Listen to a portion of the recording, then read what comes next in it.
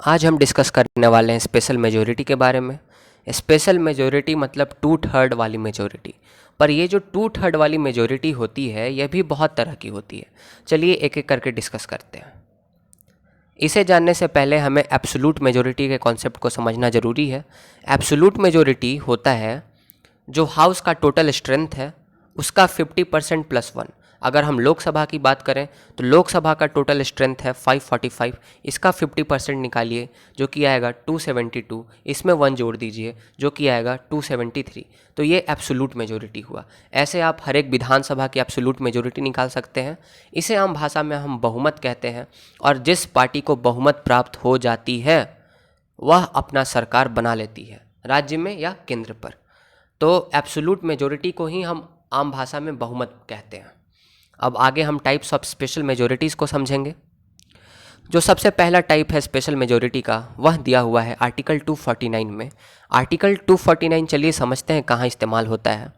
अगर राज्यसभा को लगता है कि स्टेट लिस्ट में कोई ऐसा सब्जेक्ट है जिसमें अभी पार्लियामेंट को कानून बनाना चाहिए क्योंकि वह नेशनल इंटरेस्ट में है, या तो पूरे स्टेट लिस्ट पर लगता है राज्यसभा को कि इस पे पार्लियामेंट कानून बनाए, या तो कुछ उसके मैटर्स पे, कुछ एंटिटी पे राज्यसभा को ऐसा फील होता है कि यह राष्ट्र हित में है या नेशनल इंटरेस्ट में है, इस पे पार्लियामेंट कानून बनाए, तो राज्यसभा जिस मेजॉरिटी के बारे में हम डिस्कस करने वाले हैं, अगर इस मेजॉरिटी से उस बिल को पास कर देती है, उस रेजोल्यूशन को पास कर देती है, तो 6 महीने तक पार्लियामेंट जो है वह स्टेट लिस्ट पर या स्टेट लिस्ट के कुछ सब्जेक्ट्स पर कानून बना सकती है, और इसे फिर 6 महीने के बाद रिन्यू किया जा सकता है, और एनी नंबर ऑफ टाइम इसे रिन्यू किया जा सकता है। तो समझते हैं कि इसमें स्पेशल मेजॉरिटी क्या होती है। तो जो टोटल नंबर ऑफ मेंबर वहाँ प्रेजेंट हैं और जो वोट कर रहे हैं, अगर उसका 2/3 इसे अप्रूव कर देते हैं तो यह बिल पास हो जाएगा। एग्जाम्पल के तौर पर मानते हैं कि राज्यसभा में 153 मेंबर्स मौजूद हैं।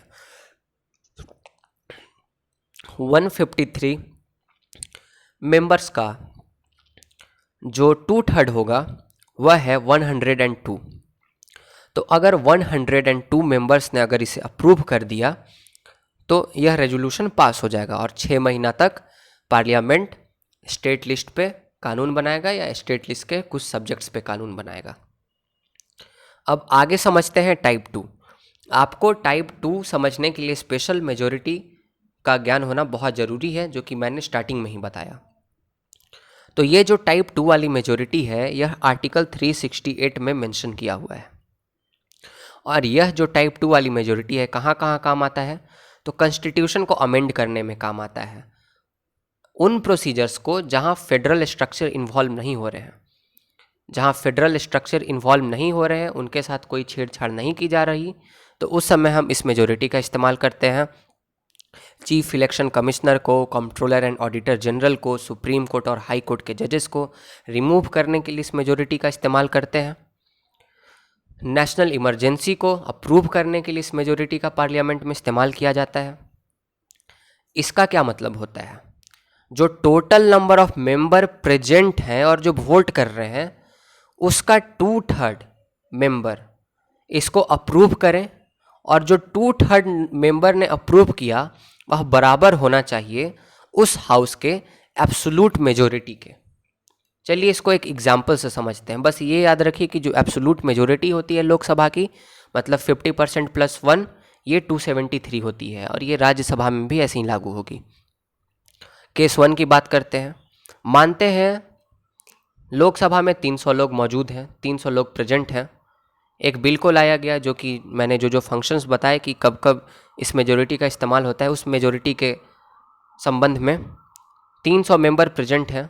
अब 300 का 2/3 कितना होगा, 200 मेंबर होगा। तो मान लेते हैं कि 200 मेंबर या उससे ज़्यादा मेंबर, मतलब 300 का 2/3 मेंबर या उससे ज़्यादा मेंबर ने इस बिल को अप्रूव कर दिया, पर फिर भी ये एब्सोल्यूट मेजॉरिटी के बराबर नहीं है।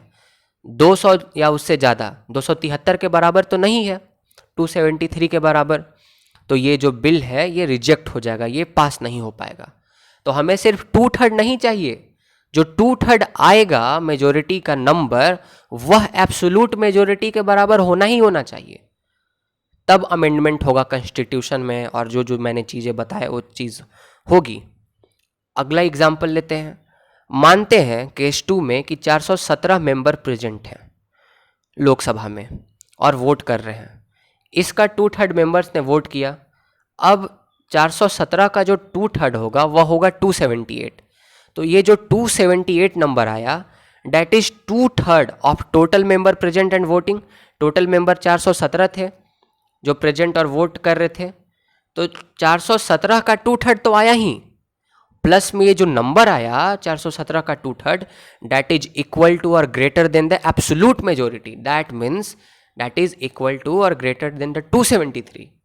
और हम देख सकते हैं कि 278 जो होता है वह लोकसभा के एब्सोल्यूट मेजोरिटी जो कि 273 है उससे बड़ा है, तब जाके ये बिल पास होगा। राज्यसभा में भी ऐसे ही करेंगे। राज्यसभा का आप खुद से देख लें, समझ लें, कॉन्सेप्ट तो आपको समझ में आ ही गया होगा। जो थर्ड टाइप वाली स्पेशल मेजोरिटी होती है, ये भी आर्टिकल 368 में ही मेंशन किया हुआ है। इसमें बस एक चीज़ और ऐड हो जाएगा कि आपको हाफ ऑफ स्टेट या मोर देन हाफ ऑफ स्टेट से आपको इसको रेटिफाई करवाना पड़ेगा सिंपल मेजोरिटी से। स्टेट का जो विधानसभा है जब तक इसको पास नहीं करेगा, तो ये कॉन्स्टिट्यूशन को अमेंड करने में तब काम आता है जब कॉन्स्टिट्यूशन का फेडरल स्ट्रक्चर, फेडरलिज्म का कॉन्सेप्ट जब इफेक्ट होता है, उसमें कुछ छेड़छाड़ की जाती है, तो उस समय ये इस्तेमाल होता है। जो टाइप 2 में हमने पढ़ा कि राज्यसभा से पास हो, कैसे पास हो, तो 2/3 of the member present and voting that should be equal to the absolute majority. Lok Sabha से भी ऐसे ही पास हो, 2/3 of the member present and the voting and that should be equal to और greater than the absolute majority, वहाँ से पास हो जाए। फिर उसके बाद कम से कम more than half of states से, इंडिया में कितने स्टेट्स हैं, तो जिसमें विधानसभा है ये सब मिला के देखा जाए स्टेट्स का दर्जा, तो 28 स्टेट्स हैं। जम्मू एंड कश्मीर तो स्टेट्स रहा नहीं, तो 28 स्टेट्स हैं, तो कम से कम 15 स्टेट्स अगर इसे पास कर दें तो क्या हो जाएगा, ये पास हो जाएगा। वैसे जम्मू एंड कश्मीर अभी भी स्टेट है, 31 अक्टूबर 2019 से ये स्टेट का दर्जा खो देगा। तो ये है आपका थर्ड टाइप ऑफ मेजोरिटी, जिसमें आपको टाइप 2 को फॉलो करना है, प्लस स्टेट के विधानसभा से भी इसे रेटिफाई करवाना है। पर कैसे? सिंपल मेजोरिटी से। सिंपल में जो मेजोरिटी क्या होता है, तो वही 50% + 1 वाला सिस्टम, जितने मेंबर प्रेजेंट और वोट कर रहे हैं, टोटल स्ट्रेंथ का नहीं। हम जब एब्सोल्यूट मेजोरिटी का बात करते हैं तो एब्सोल्यूट मेजोरिटी क्या होता है, टोटल स्ट्रेंथ जो हाउस का होता है, जितना कैपेसिटी होता है हाउस का, उसका 50% + 1 करते हैं। और सिंपल मेजोरिटी जितने लोग मौजूद हैं उसका 50% + 1। जैसे झारखंड में ये पास हो रहा है, तो झारखंड का विधानसभा में 81 मेंबर्स होते हैं, तो मानिए उस दिन 70 मेंबर्स आए, तो 70 का 50% 35 + 1, उतने लोगों ने पास कर दिया, तो ये रेटिफाई हो जाएगा। ऐसे करते करते करते करते 16 स्टेट अगर इसको रेटिफाई कर देते हैं, 15 स्टेट रेटिफाई कर देते हैं, तो कॉन्स्टिट्यूशन में अमेंडमेंट हो जाएगा। अगला है आपका फोर्थ, इम्पीचमेंट ऑफ प्रेसिडेंट, जो कि आर्टिकल 61 में दिया हुआ है। ये जो है इसमें प्रेजेंट वोटिंग से कोई मतलब नहीं है। ये जो वोट कर रहे हैं टोटल मेंबर लोकसभा में या राज्यसभा में, कितना आना चाहिए, तो 2/3 of the total strength of the house. मतलब अगर आपको प्रेसिडेंट को इम्पीच करना है लोकसभा से, तो आपको सिंपल सा बात है 545 का 2/3 कीजिए। अगर उतना लोग सपोर्ट करते हैं कि हाँ प्रेसिडेंट को इम्पीच किया जाए, तभी प्रेसिडेंट इम्पीच होंगे। दैट इज़ 545 का आप 2/3 कीजिएगा, कितना आएगा, 364, और 245 जो कि राज्यसभा की स्ट्रेंथ है, इसका 2/3 कीजिएगा तो 164। तो 364 मेंबर अगर लोकसभा में कहते हैं कि प्रेसिडेंट इम्पीच होना चाहिए, और 164 लोग अगर राज्यसभा में बोलते हैं प्रेसिडेंट इम्पीच हो जाए, तब प्रेसिडेंट को इम्पीच कर सकते हैं। And this is the most difficult majority और the most difficult type of the special majority जो कि हमारे कॉन्स्टिट्यूशन में है, जो कि सबसे मुश्किल है प्राप्त करना। तो यही 4 टाइप की होती है मेजोरिटी। और उम्मीद है आपको ये वीडियो अच्छा लगा हो। अगर आपको ये वीडियो अच्छा लगा तो इसे लाइक करें, शेयर करें और सब्सक्राइब करें मेरे चैनल को। धन्यवाद।